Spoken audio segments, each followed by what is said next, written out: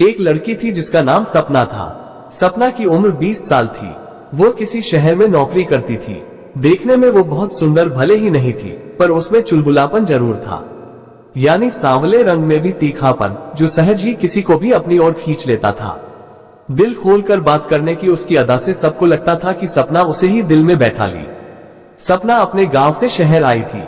उसे अपने हुनर से ही गुजर बसर करके जमीन तैयार करनी थी। वो बहुत सारे लोगों से मिलती जुलती थी, जिनमें से एक आनंद भी था।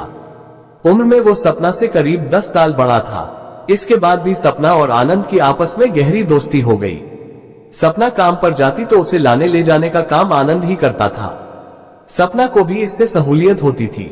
उसे वक्त बेवक्त आने जाने में कोई डर नहीं रहता था। दोस्ती से शुरू हुई यह मुलाकात धीरे धीरे रंग लाने लगी। वक्त के साथ दोनों के संबंध गहराने लगे। आनंद चाहता था कि सपना केवल उसके साथ ही रहे, पर सपना हर किसी से बातें करती थी। उसके खुलेपन से बातें करने से हर किसी को लगता था कि सपना उसकी खास हो गई है। आनंद और सपना का चक्कर चल ही रहा था कि वो दूसरे लड़के के संपर्क में आ गई, जिसका नाम अनुराग था। अनुराग उसके साथ काम करता था। अब सपना कभी कभी आनंद के बजाय अनुराग के साथ आने जाने लगी। आनंद और अनुराग में अंतर ये था कि अनुराग सपना की उम्र का ही था। अनुराग नौकरी करने के लिए शहर आया था। आनंद को सपना और अनुराग का आपस में घुलना मिलना पसंद नहीं आ रहा था। वो सोच रहा था कि किसी दिन सपना को समझाएगा। एक दिन सपना और अनुराग शाम को पास ही चाट के ठेले पर खड़े पानी पूरी खा रहे थे। सपना को पानी पूरी बहुत पसंद थी। इत्तेफाक से आनंद ने दोनों को देख लिया तो उसे गुस्सा आ गया। जब सपना आनंद से मिली तो उसने कहा, तुम आजकल अपने नए दोस्त से कुछ ज्यादा ही घुल मिल रही हो।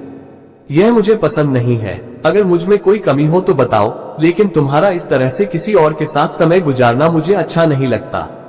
सपना ने कहा, तुम भी क्या क्या सोचते रहते हो, हम दोनों केवल साथी हैं। कभी भी उसके साथ घूमने चली जाती हो, इससे तुम्हारे मेरे संबंधों में कोई फर्क नहीं पड़ेगा। तुम परेशान मत हो। आनंद ने कहा, देखो, तुम्हें फर्क भले न पड़ता हो, पर मुझे पड़ता है। मैं इसे सहन नहीं कर सकता। मेरे जानने वाले कहते हैं कि देखो, तुम्हारे साथ रहने वाली रूबी अब किसी और के साथ घूम रही है। सपना ने कहा, लोगों का क्या है, वे तो केवल बातें बनाना जानते हैं। तुम उनकी बातों पर ध्यान ही मत दो। तुम मुझ पर यकीन नहीं कर रहे, इसलिए लोगों की बातें सुन रहे हो। आनंद ने कहा, सपना, मैं ये सब नहीं जानता। बस मुझे तुम्हारा उस लड़के के साथ रहना पसंद नहीं है। जिस तरह से तुम उसके साथ घूमने जाती हो, उससे साफ लगता है कि तुम मुझसे कुछ छिपा रही हो। सपना ने आनंद से बहस करना उचित नहीं समझा। वो चुपचाप वहां से चली गई। उसे आनंद का इस तरह से बात करना पसंद नहीं आया। वो मन ही मन सोचने लगी कि आनंद से कैसे पीछा छुड़ाया जाए। यही बात आनंद भी सोच रहा था। आनंद सपना के चाचा से मिला और उसे सपना और अनुराग के बारे में बताया। ये बात उसने कुछ इस तरह से बताई कि सपना के चाचा उस पर बहुत नाराज हुए। जब सपना ने उनकी एक नहीं सुनी तो वो बोले, सपना, अगर तुम्हें मेरी बात नहीं माननी तो नौकरी छोड़कर घर बैठ जाओ। इस तरह से बदनामी कराने से कोई फायदा नहीं है। सपना समझ गई थी कि उसके चाचा भी आनंद की बातों में आ गए हैं। कुछ कहने सुनने से भी कोई फर्क नहीं पड़ेगा, इसलिए वो चुप रही। अगले दिन सपना ने यह बात अनुराग को बताई। अनुराग ने कहा कि सपना, हम ये दोस्ती नहीं तोड़ सकते। मुझे कोई डर नहीं है। जब तक तुम नहीं चाहोगी, हमें कोई अलग नहीं कर सकता। सपना को पता था कि आनंद अपनी बात का पक्का है। वो अपनी जिद को पूरा करने के लिए कोई भी काम कर सकता है। उसे चिंता इस बात की थी कि अनुराग और आनंद के बीच कोई झगड़ा न हो जाए। वो दोनों के बीच कोई गलतफहमी पैदा नहीं करना चाहती थी। सपना ने अनुराग से दूरी बनानी शुरू कर दी। ये बात अनुराग को हजम नहीं हो रही थी। एक दिन उसने सपना से न मिलने का सबब पूछा तो सपना ने ठीक से कोई जवाब नहीं दिया। इसके बाद अनुराग अक्सर सपना से बात करने की कोशिश में जुटा रहा। कई बार उसने बात करने के लिए जोर जबरदस्ती भी करनी चाहिए।